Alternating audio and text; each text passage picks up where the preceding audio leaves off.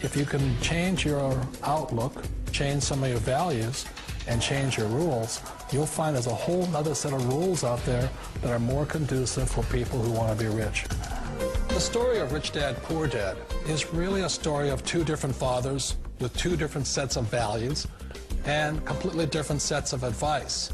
So I don't mean to insult anybody or, to damage your values, but really that was the difference.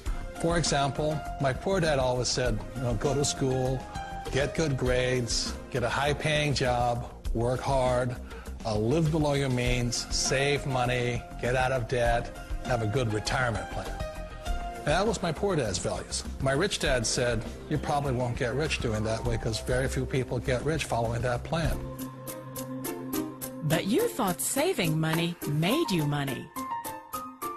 If you take a look at this 40-year run on the dollar is designed economically to lose money every single year. So why would you save something that loses money every year?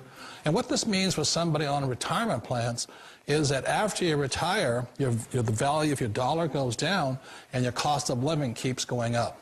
To my rich dad, that was bad advice and made no sense. Again, it was different value. An important diagram my rich dad showed me when I was a little boy was a diagram known as a cash flow quadrant. And the quadrant is made up of the four different people who make up the world of business. So my rich dad said, in the world of business, there's E's. And E's stand for employees. An employee, he says, you can always tell who they are by their core values. And what the employee, whether the president or the janitor of the company, will always say the same words. The words are, I'm looking for a safe, secure job with benefits. That's what makes them an employee, because their core values are security. The other one of the four is the S, or the small business owner or the self-employed. And again, their core values will cause them to use the same words, which are, if you want it done right, do it by yourself. S means they're also solo. They're generally one-person act, or they operate by themselves. On the right side of the quadrant are the B's. And what Rich Dad said the B stood for was big business, or like Bill Gates. Forbes defines big business as 500 employees or more. And their words are different. They say, I'm looking for a good system, a good network, and the smartest people I know to help run my business. So they're unlike the S. They don't want to run the company by themselves. They want smart people to run their companies for them.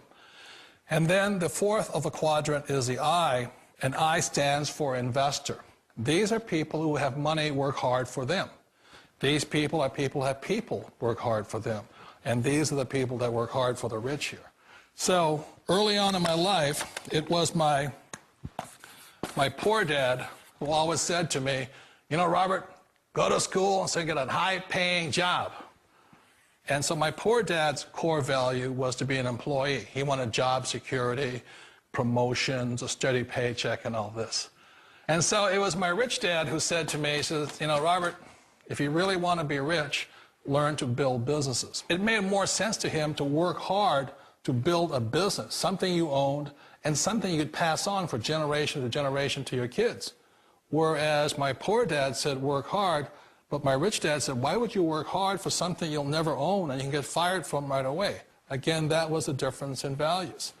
So my rich dad suggested I learn how to be a business owner and learn how to be an investor.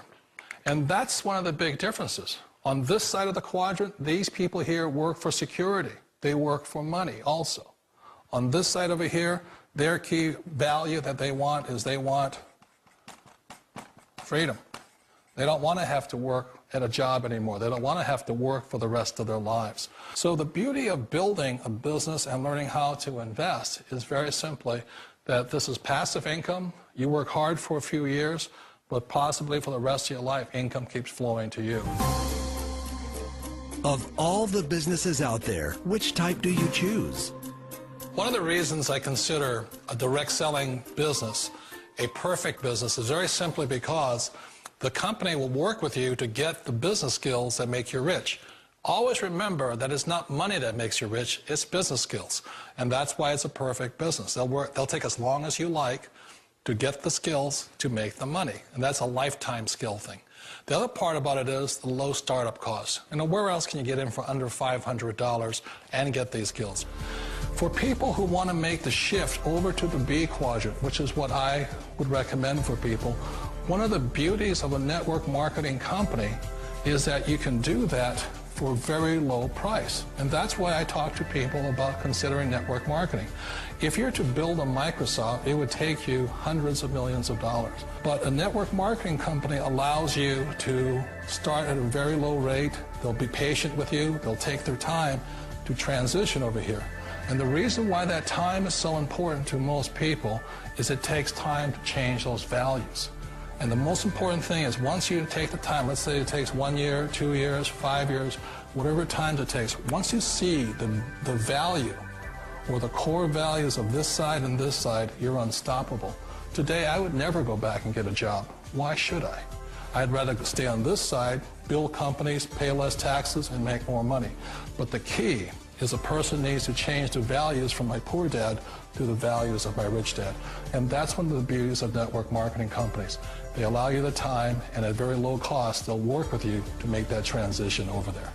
The number one asset a person can build is build a business. That is the smartest thing you can do. Years ago, I decided not to follow the corporate ladder simply because, again, it was values. You know, my poor dad always said, go to school and get a high-paying job with the government or a big corporation. But my rich dad said, why would you work so hard at something you'll never own? You can't sell your job. You can't pass it on to your kids. So to me, it never made any sense. It made more sense to build my own business and hire other people. The other reason is that you really don't have much control if you're in the corporate ladder world. For example, you can get fired at any time. Or today we have what's called M&As, or mergers and acquisitions, where another company buys another company. So you could be a great employee, but the company that buys your company just fires you. Wait a minute. This sounds too good to be true. Like one of those get-rich-quick schemes. It's not a